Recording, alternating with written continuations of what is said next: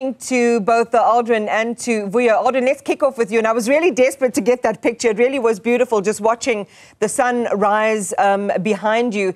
But of course, it lays bare the deep issues in South Africa, continued issues around land ownership, especially in light now of this war of words between Washington and Pretoria.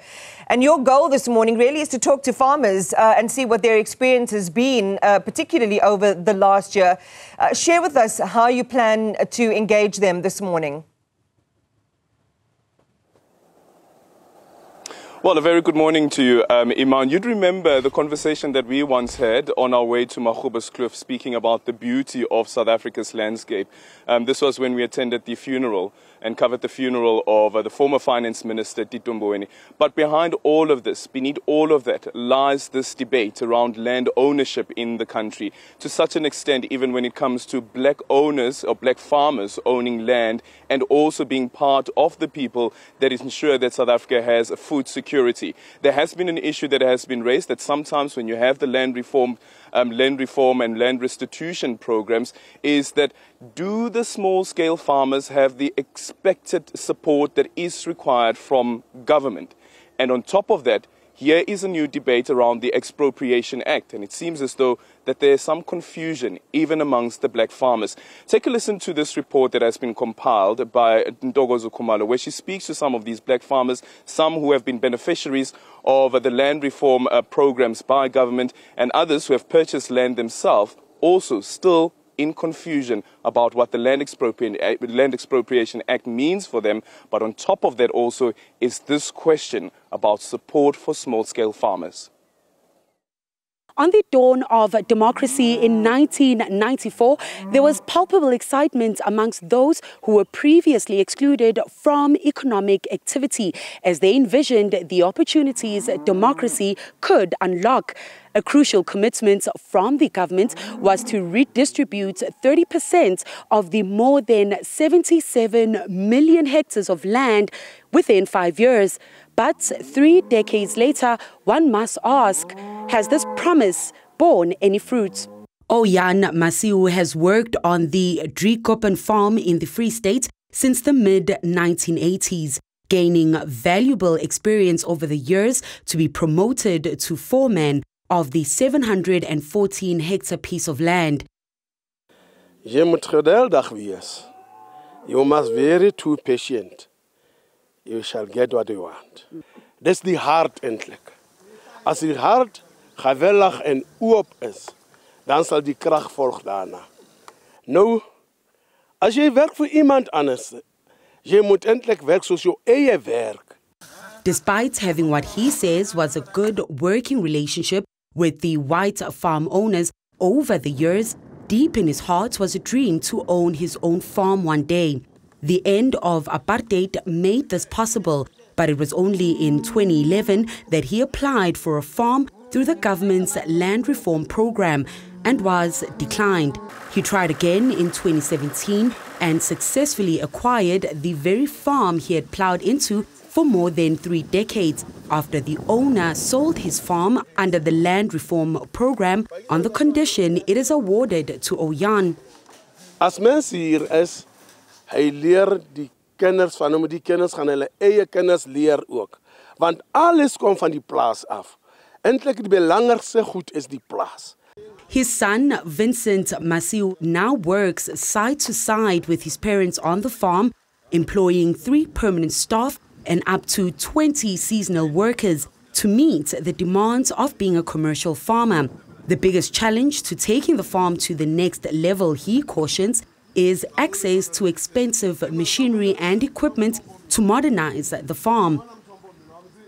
Day by day, we are just making sure that we are getting there, because as a farm, we always make a plan, you know. That's why they say, a brumaka plan, you have to make a plan. You don't just have to be like, no, I don't have my own equipment, so I can't start working, I can't start doing this, you can't come up with excuses.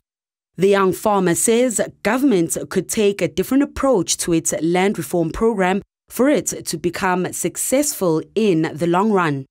think they are quite controlling, because now even if when they fund you, they're telling you what you need. Be like, you can't tell me my needs. I'm the one that knows what I need. I should be the one telling you what I need.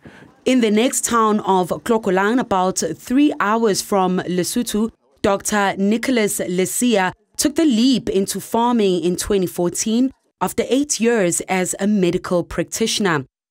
There was a horrible drought in the country, and most of the farmers were actually pressured to sell, either as a way of sort of, decreasing the burden or trying to get some money to buy fodder. While Lesia has not directly benefited from the government's land reform program or affiliated initiatives, he does admit that he has seen other black players in agriculture benefit and not just farming. However, he cautions that for the government to ensure its programs are not for naught, farmers navigate the barrage of headwinds they face that come at any given moment, that see emerging entrepreneurs in the agricultural sector constantly face fire. I had an outbreak of black quarter. I lost half of the production. Half of the cows actually died from black quarter. Drawing a lesson to have a vigorous vaccination program for his cattle, Lesia has grown his stock in his 200-hectare land and now struggles with overgrazing issues that requires more land. With the cattle I have here, I've even had to take almost the same number that you see behind me to another farm, where I'm actually, leasing from a private, it's a privately owned farm. It's more expensive. If I had everything in one farm, I'd actually save a lot of money, and management of this whole enterprise would be a lot easier and more efficient. The African Farmers Association of South Africa's district chair in the Free State, Thabo Mofutanyana, is looking forward to the president unpacking exactly how the piece of law can fast-track land reform.